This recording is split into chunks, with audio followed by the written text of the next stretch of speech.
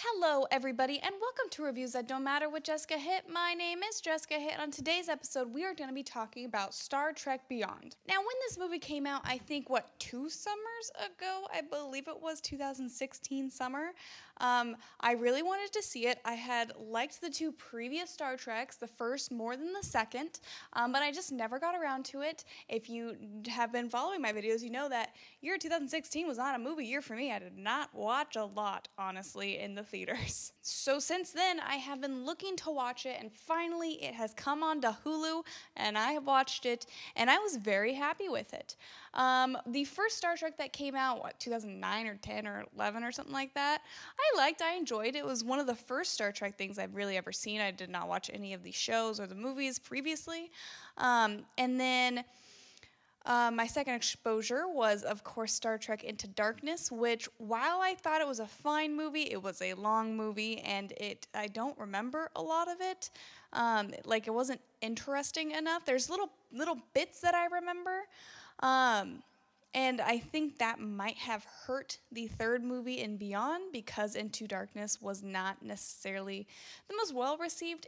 I think it was decently received, but I know a lot of Star Trek, heavy Star Trek fans, did not care much for the movie. Of course, they did kind of do a sort of Wrath of Khan, which is known to be one of the best Star Trek movies, if not the best Star Trek movies from back in the day, so let's be real, it was always going to be a little bit controversial to do it, right? And I know this didn't do very well in the theaters, and I can see why. I know that the last couple summers have not been the greatest in blockbuster form. Also, if it was out 2016, it came out a little bit after, of course, Independence Day Resurgence, which, after that movie, you're just done with space for a while, to be quite honest. And if you want to know my full views on that movie, watch my review of it that I did over the summer. So it's back there in the catalog somewhere. Anyway, back to Star Trek Beyond. I really enjoyed this movie. I think it is my favorite of the trilogy that we have gotten so far. I hope we get a fourth one, quite honestly, because I thought they did this super well. It wasn't super, super long. It felt like a movie-sized length. I was actually kind of surprised when they were wrapping it up. I'm like, oh God, we don't have another half an hour of this.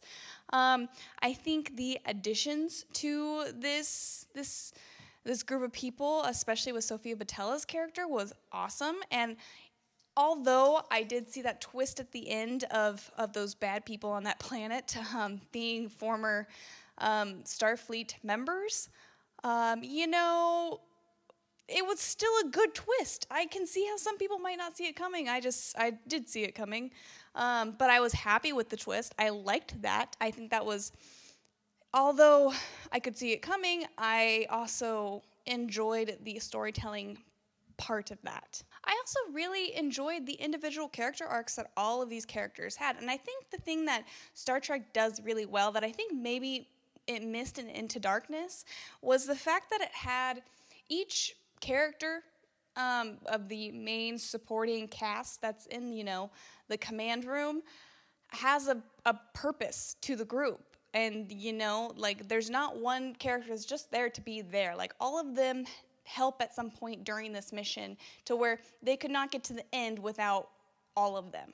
And that's when it's at its strongest, when you have the Sulus and you have the Bones and all of these people working really well together. You know that they care about each other, and you're worried when one of them could possibly die. And of course you have the red shirts. This is the franchise that invented red shirts, and you have those couple people that of course have been flying with these people for years now. I think 2-3 years they've been in their mission. They die, and that means a lot to them. We don't know them. They're just red shirts to us. But, when Sulu almost dies, you're like, holy crap, please do not kill him. Also because John Cho is just, awesome. He's just cool. I think we need to give him more roles. And even the stuff that didn't necessarily work for me in the last couple films, like O'Hara and Spock's relationship, felt pretty organic in this one. And now that, obviously they're gonna stay together, that's just gonna be canon for this universe of Star Trek that we are in, that they're in love for some reason. And I've accepted that, even though I don't think that they necessarily have the greatest romantic chemistry together. Maybe the writers knew that this wasn't exactly the storyline that a lot of people really gravitated towards. So they made it a small thing, but enough to where it wasn't just completely ignored in this movie, which I think was smart, especially considering all of the different personal character stories, like with Spock and with Kirk and all these people who are kind of just thinking, maybe I don't belong here anymore, like whether or not you want more adventure, whether or not you feel the need to basically produce your species again. And while we get these really great character arcs with all of these people that we've grown to know for the past 2-3 movies, we get a really great new character. That is Sofia Boutella's character, who I have forgotten the name of, sadly. And what's amazing about this film is that it doesn't feel like they're trying to push a strong female lead onto you, but you get a strong female lead. And I feel like a lot these days is producers or writers or directors trying to push these characters that they think are these sort of stereotypical strong women. And it doesn't come across as organic, but I think with the Sofia Boutella characters it felt right to the story. While she was a great fighter, she also has a great mind and an engineering mind, and she gets along really well with the characters that she interacts with the most. And of course, they gave her a basic revenge plot, which I think is fine. You know, you're gonna have them in movies. It wasn't so bad that it was like annoying. I actually really was rooting for her at the end of that movie.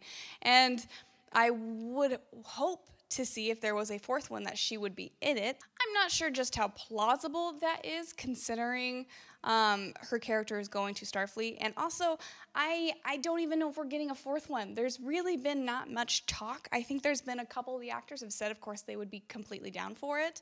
But, I mean, honestly, this third movie was dismal in its box office, and it's really sad to me. I hope that it can kind of have a longevity when it comes to its DVD sales and kind of getting that word of mouth, like Edge of Tomorrow, where, you know, it gets released and then people actually watch it when it's not in theaters and possibly get a sequel to it. So I hope we get that, because I think this movie deserves it. And also I want more people to watch this movie because it's really good. It is the best of the Star Trek trilogy that we've gotten so far, which is a rare thing to say for your third movie. I mean, the only time I've ever said that ever is the Indiana Jones trilogy, which the third movie, let's be real, is the best. And if you'd like to hear more of, you know, what I thought of Indiana Jones, please go watch my reviews. I did them over the summer as well, I think. It might have been late spring, but who knows? And also I do want to say is, you know, with the death, the untimely death of Anton Yelchin, which was incredibly sad and was also one of my mom's, like, favorite young actors today.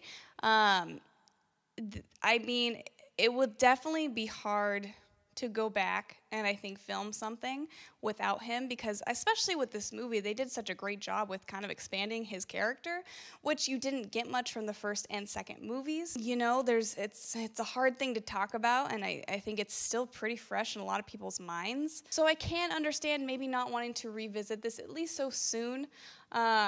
Which I would agree with. Maybe take some time to, you know, if you do want to do a fourth movie, take your time writing it, figure out what you want to do to make it the best send-off for him as you can, as well as being a great story, as opposed to maybe rushing it like they did with Into Darkness. And for anybody who is a big fan of Into Darkness, I have not seen it since I first saw it in theaters, so I might like it more now. I'm just going off of my memories of just not being too impressed with it and have it feel too long and doing that character trope of having someone die and then be brought back to life and be like, oh. So, I mean, maybe I should watch it again. I don't know. Maybe I should. I don't remember much from the first movie either, because that felt like a long time ago. But I hope you guys liked this review. If you did, give it a thumbs up. Comment down below, what are your thoughts on Star Trek Beyond? Are you going to go see it now that you've seen this review? And also, don't forget to subscribe. I make videos Monday through Friday. Sometimes I miss a day because I'm busy and I'm tired a lot of the times. So please come back to my channel. Okay, bye.